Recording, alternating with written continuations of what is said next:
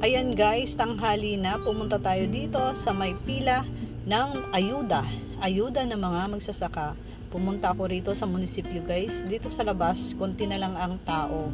Buti na lang dahil kaninang umaga raw ay napakarami. Hindi ko naman kasi kayang pagtiyagaan yung sobrang init. Alam mo naman kapag buntis ka, masyado mainit ang iyong pakiramdam. Eto guys, pinaupo na nila ako, hinihintay ko na lang na mahanap nila ang aking pangalan. Kailangan ko palang magpasa rito guys ng Xerox ng aking valid ID na may 3 pirma, tapos ipapakita ko rin yung original kong ID. Mabilis lang naman ang pila dito ngayon kasi konti na lang ang mga tao. Kung mapapansin ninyo, yung iba halos matatanda na lang. Katulad ko, ayaw din naman nilang pumila ng matagal. Ayan, pipirma na lang tayo at waiting na lang tayo pumunta sa ibang table. Pumunta na nga ako rito. Ayan, hinahanap na naman yung aking pangalan. Eto, estudyante ko yan guys, nung ako'y nagtuturo pa. O, binatang binata na.